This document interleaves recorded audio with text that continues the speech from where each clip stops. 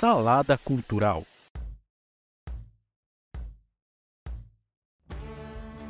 Olá, eu sou o Márcio Andrade e começa agora a segunda temporada do Salada Cultural. Podcast como você, que acompanhou a primeira temporada e os pocket episódios, sabe que abordo histórias e curiosidades da cultura, seja cinema, TV, música, literatura, quadrinhos ou a mistura disso tudo. Agradeço por acompanhar este humilde podcast e por gostar do conteúdo a ponto de voltar para essa nova leva de episódios. Mas antes de iniciar essa estreia de temporada, quero anunciar uma novidade. Agora o Salada Cultural tem uma página de financiamento coletivo no Catarse. Isso mesmo. Então, caso queira contribuir com um valor simbólico, que demonstra que gosta do meu trabalho, é só acessar o site catarse.me/Salada Cultural. Acesse e faça sua contribuição, mas, é claro, só se você quiser, já que o fato de estar aqui já é um grande incentivo. Belezinha? Recado dado e vamos começar logo esse episódio.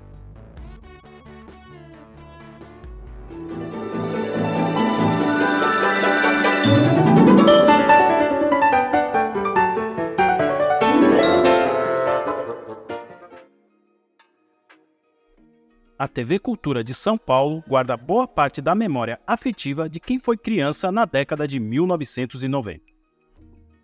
Sua programação voltada ao público infantil, sempre preocupada em apresentar produções com um lado educacional, mas sem deixar o entretenimento de lado, faz com que o aprendizado seja prático e inclusivo nas situações e brincadeiras que colocava em seus programas.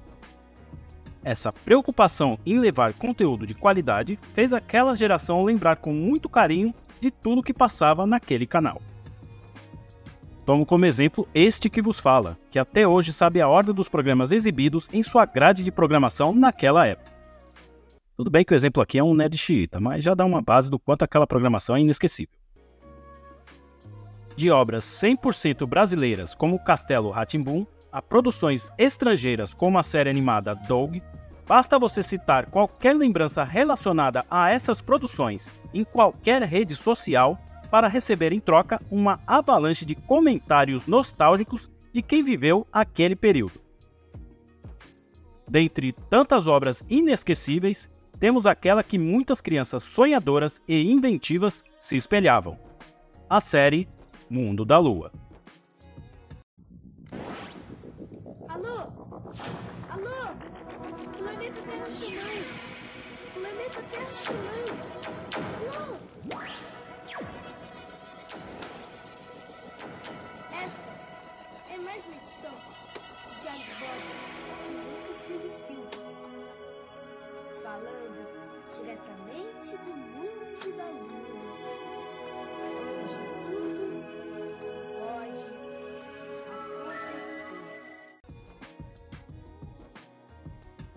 Criada pelo roteirista Flávio de Souza, a série acompanhava Lucas Silva, interpretado pelo então ator mirim Luciano Amaral, que em seu aniversário ganha um gravador antigo de Orlando, seu avô, defendido pelo saudoso ator Gianfrancesco Guarnieri. E a partir desse presente, ele cria, a cada episódio, histórias surreais baseadas em situações em que ele está vivendo na história do dia. Completando o elenco de peso, temos Antônio Fagundes como Rogério, pai de Lucas, Mira Har como Carolina, a mãe do garoto, Maiana Blum como Juliana, sua irmã mais velha, e Ana Delira como Rosa, a empregada da família Silva. A série ainda contou com participações especiais de Lucinha Lins, Laura Cardoso, Denise Fraga, Edson Celulari e tantos outros artistas consagrados e talentosos.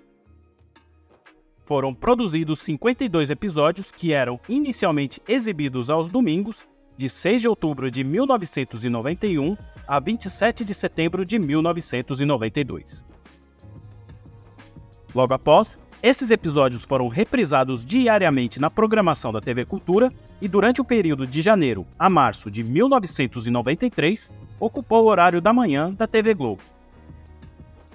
Mundo da Lua ainda recebeu o prêmio da Associação Paulista dos Críticos de Arte, a APCA, de melhor programa infantil de 1991. Esse breve resumo que fiz foi para mostrar, ou relembrar, o programa que foi ao ar na TV Cultura naquela época e é exibido até hoje no canal de TV por assinatura TV Rá-Tim-Bum. Mas nesse primeiro episódio da segunda temporada do Salada Cultural, eu vou contar sobre os primeiros episódios de Mundo da Lua que não foram ao ar. Foram produzidos 4 programas, com estrutura de roteiro, atores, cenários e outras tantas diferenças que foram inutilizados para que o Mundo da Lua que conhecemos tomasse forma. Bora saber? Então bora! Começou o Salada Cultural. Salada Cultural.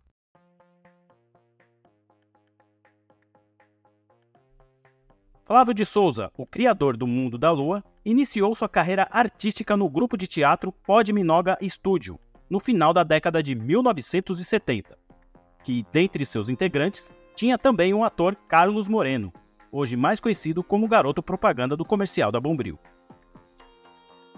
Após seu casamento com a também integrante do grupo Podminoga Studio, a atriz Mira Har, e o nascimento de seu primeiro filho, Flávio começou a fazer textos para a revista Recreio, da editora Abril. Um dos textos que criou deu origem à peça infantil Vida de Cachorro, que também virou um livro.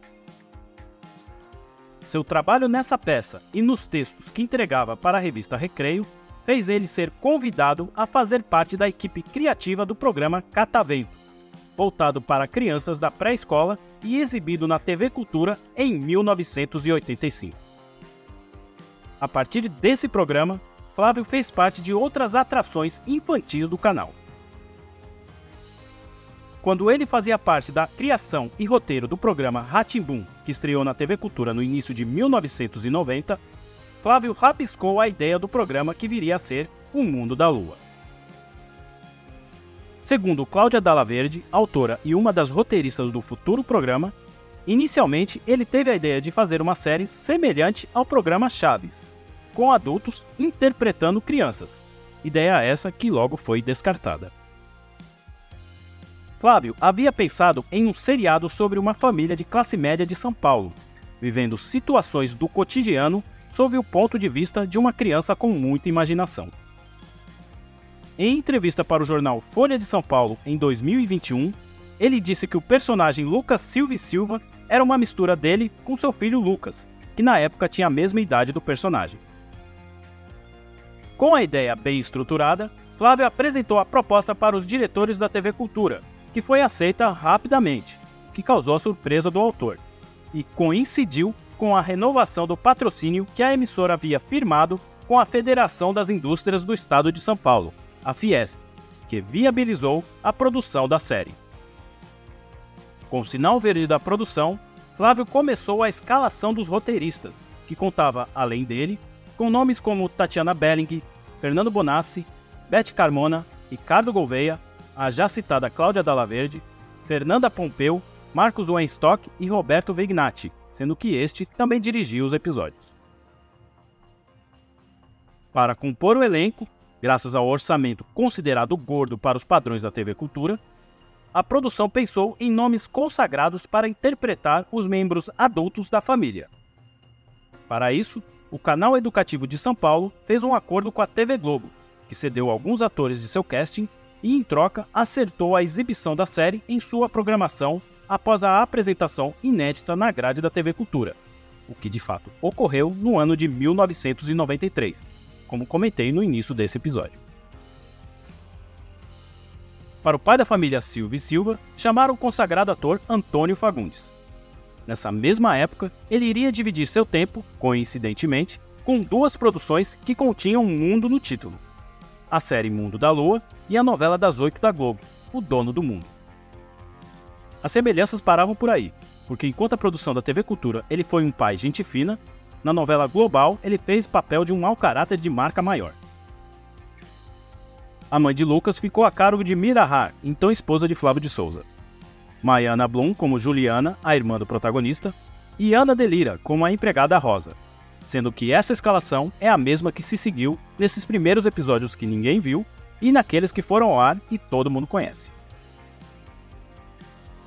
Nessa primeira versão, a diferença de elenco acontece com os avós de Lucas Silva e Silva.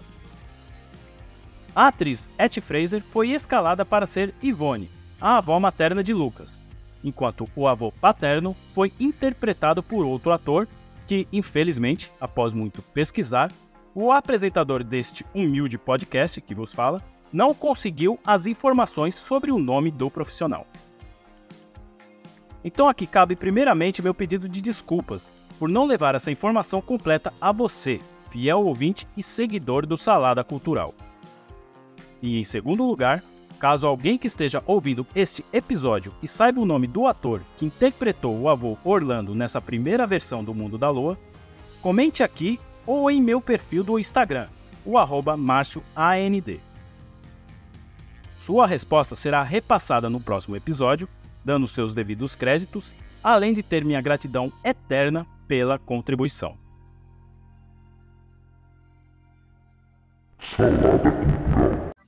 Somos os Big Bad Boys, todas as minas gostam de nós. Somos os Big Bad Boys, todas as minas gostam de nós.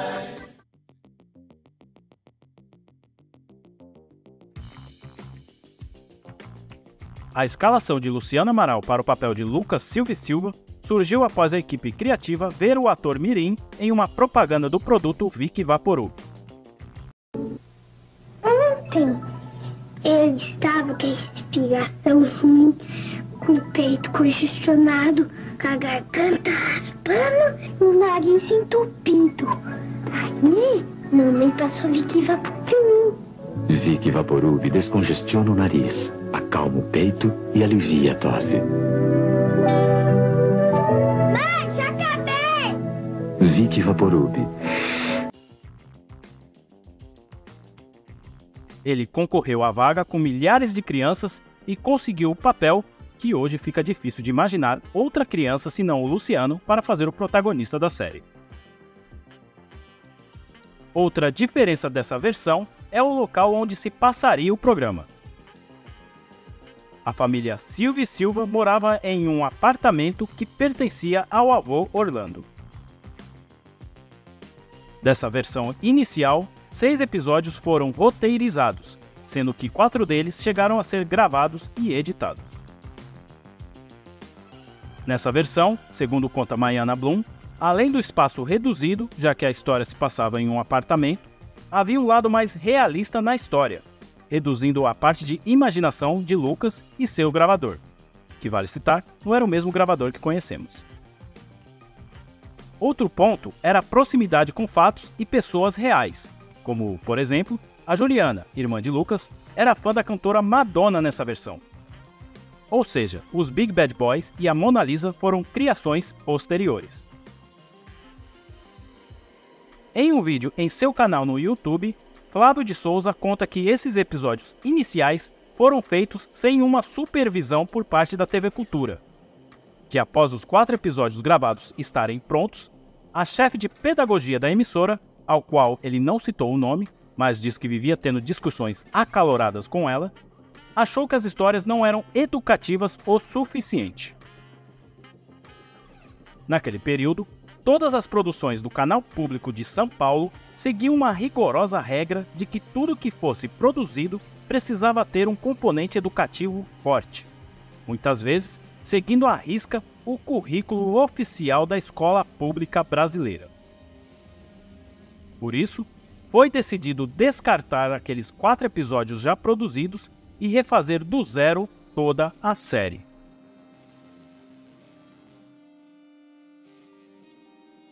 Salada Cultural. Vem curtir o mundo da lua, e o mundo tão brilhante. Vem curtir o mundo da lua.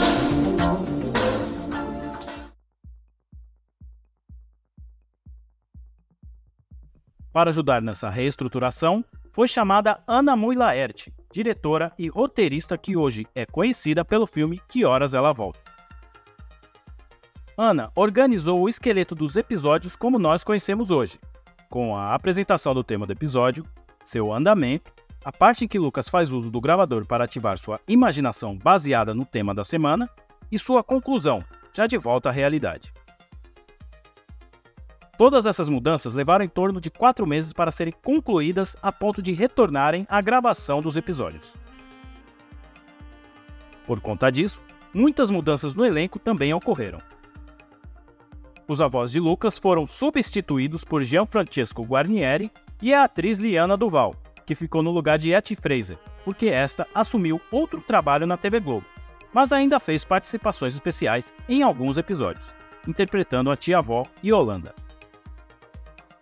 Antônio Fagundes diminuiu seus dias de gravação, porque estava dividindo o tempo entre a série da Cultura e a novela da Globo, o que fez ele manter o seu bigode cultivado para a produção global. Outra mudança que precisou ser feita às pressas foi a gravidez de Carolina, mãe de Lucas e Juliana. Na verdade, a atriz Mira Har e o autor Flávio de Souza haviam descoberto a gravidez durante o processo de reestruturação da série. Com isso, foi criada a trama paralela da gestação da personagem, que durou a série toda, culminando no nascimento do novo membro da família Silva e Silva no penúltimo episódio. Decidiram também trocar o cenário das histórias, que passou do apartamento pequeno para uma casa maior, sendo que essa casa se tornou propriedade dos pais de Lucas, tendo o avô Orlando dividindo o quarto com seu neto sonhador. Houve mudança até no gravador que Lucas usa para gravar suas histórias. A primeira versão era um gravador simples, na cor preta. Já o que se tornou um componente dos mais lembrados por quem assistiu a série é um modelo importado da Itália, chamado Geloso, que foi adaptado pela produção do programa para que tivesse as luzes piscantes dos botões. Salada cultural. Com um cuidado redobrado em refazer do zero a série, talvez tenha sido esse o fator decisivo que contribuiu para que Mundo da Lua se tornasse um sucesso tão grande, sendo a maior audiência da TV Cultura na época e tendo o carinho de todos que assistiram. Nenhum dos envolvidos na criação do programa sabe o que aconteceu com os 4 episódios que foram gravados e descartados, tendo apenas registros fotográficos. Como é comum em canais de televisão, é bem provável que a TV Cultura reaproveitou as fitas que tinham essa versão e gravado outros programas em cima. Se até a gente fazia isso naquelas fitas VHS do final do videocassete, por que uma TV estatal não faria? Mas o que fica é a lembrança daquilo que foi ao ar, que valeu e ainda vale a pena ver e rever as histórias de Lucas Silva e Silva, que falava diretamente do mundo da Lua, onde tudo ainda pode acontecer.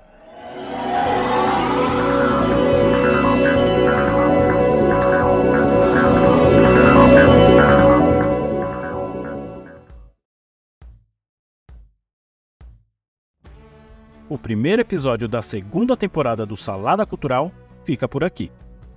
Este podcast tem pesquisa, roteiro, produção, edição e apresentação deste que vos fala, Márcio Andrade. Pode me chamar no Instagram, no @MárcioAND, para falar sobre os episódios, sugerir temas ou correções. Quer participar do financiamento coletivo do podcast? Então acesse catarse.me/saladacultural. Muito obrigado e até o próximo episódio.